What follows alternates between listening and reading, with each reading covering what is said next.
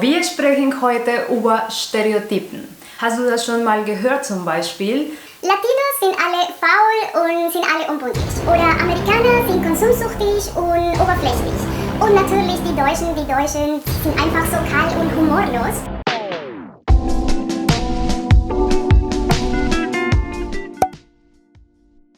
Wir als Menschen sind Experten darin, andere Menschen in Kisten reinzustecken, und wir lassen diese Menschen auf keinen Fall los. Obwohl ich muss sagen, dass hinter jedem Stereotyp ein bisschen Wahrheit steckt, sollten wir aufpassen, dass wir nicht in dem Alltag die Leute durch diese Stereotypen verurteilen. Und genau ist das, was mir in Deutschland passiert ist. Im Alltag habe ich absolut alles durch diesen Stereotypen verurteilt. Und ich war nur konzentriert daran, diese Stereotypen zu füttern in meinen Kopf. Ja, also zum Beispiel, ein Deutscher hat mich nicht begrüßt, wie ich es gerne gehabt hätte oder wie ich in meinem eigenen Land gewöhnt war. Dann habe ich sofort in meinen Kopf gedacht und verurteilt, ja natürlich, weil Deutsche können keine Beziehungen aufbauen und sie sind total kalt. Oder ein Deutscher hat nicht über eine von meinen schlechten Witzen gelacht. Dann dachte ich, ja natürlich, weil Deutsche kennen keinen Spaß und sie haben keinen Humor. Aber nach und nach mit diesen Gedanken bin ich im Alltag gegangen und mein Leben wurde hier in Deutschland verbittert. Ich konnte die Gesellschaft von den Deutschen nicht mehr leiden oder genießen, weil ich war sehr vorsichtig, zurückhaltend und habe absolut alles persönlich genommen oder als Angriff genommen. Natürlich gibt es auch unfreundliche Menschen, das kann man gar nicht verleugnen, aber nicht alle Menschen sind unfreundlich und viele Sachen sind kulturbedingt. Deswegen habe ich vorbereitet die 4 größten Stereotypen, die ich bemerkt habe, und wir schauen, welche von den deutschen Stereotypen wahr sind oder welche nicht so wahr sind oder eine Erklärung haben. Wir fangen mit das erste Stereotyp an. Deutsche sind kalt und können Gefühle nicht ausdrücken. Was ich entdeckt habe persönlich ist, dass Deutsche zeigen Liebe durch andere Art und Weise als wir. Zum Beispiel in Kolumbien, wir nutzen schöne und lobende Wörter oder wir streicheln, küssen und umarmen uns sehr gerne, um die Liebe zu zeigen. Für Deutsche sieht das etwas anders aus. Und ich habe entdeckt, die Art und Weise, wie Deutsche Liebe und Wertschätzung zu dir zeigen. Die erste ist die Zeit. Es gibt nichts Wichtigeres für Deutsche als Zeit. Wenn Deutsche Zeit mit dir investieren, das bedeutet, dass sie dich sehr wertschätzen. Die zweite Art und Weise, wie Deutsche Liebe zeigen, ist durch Aufmerksamkeit oder kleine Geschenke. Wenn sie dich wertschätzen, dann sind sie extrem großzügig und aufmerksam zu dir. Sie kochen für dich gerne, wenn du heiratest, sie unterstützen dich bei deiner Hochzeitsvorbereitung, sie backen für dich einen Kuchen, sie kochen was für dich, etwas Leckeres oder was Besonderes, oder sie kommen zu deinem Geburtstag und investieren diese Zeit mit dir. Eine dritte ist, dass Deutsche, sie interessieren sich sehr für dein Leben. Sie fragen ständig, wie es die Situation zum Beispiel in deinem Land momentan ist, wie geht es deiner Familie, was machen deine Eltern. Sie interessieren sich sehr für dein Leben. Zweites Stereotyp. Deutsche haben keinen Humor und sie verstehen gar nicht von Spaß. Ich muss sagen, dass es hat mir ein bisschen gekostet am Anfang zu verstehen, dass Humor etwas sehr Kulturelles und sehr von der Kindheit bedingt ist.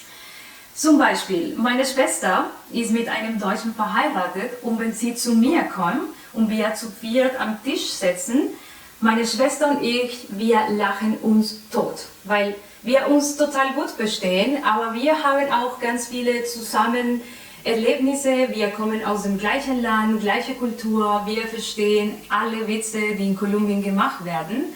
Und unsere Männer sitzen daneben total verzweifelt und verstehen gar nicht, worum es geht oder was so lustig sein kann.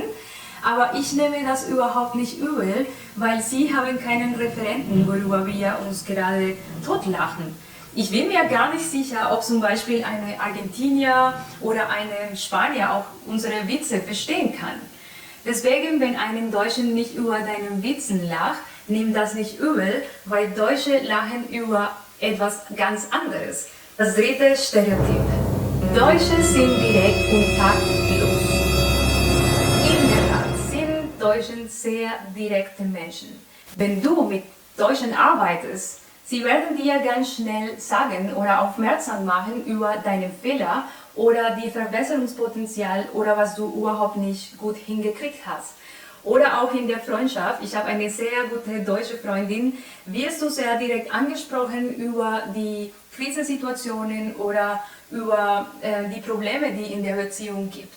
Deswegen, wenn du eine sehr sensible Menschen bist oder einfach sehr diplomatisch bist, es wird ein bisschen schwierig sein, hier in Deutschland dich daran zu gewöhnen, denn hier wirst du ganz direkt und ohne Dekorationen bei den Wörtern angesprochen. Am Anfang, das hat mir auch ein bisschen gekostet, denn in meinem eigenen Land sind wir nicht so direkt. Natürlich, wir haben auch harte Kritik gegenüber anderen Menschen, aber wir tendieren das nicht so direkt zu äußern, denn vielleicht wir wollen die Konfrontationen vermeiden.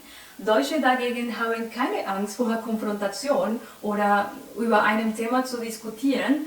Und mit der Zeit wirst du auch lernen, mit dieser Art und Weise von den Deutschen zu sprechen, umzugehen.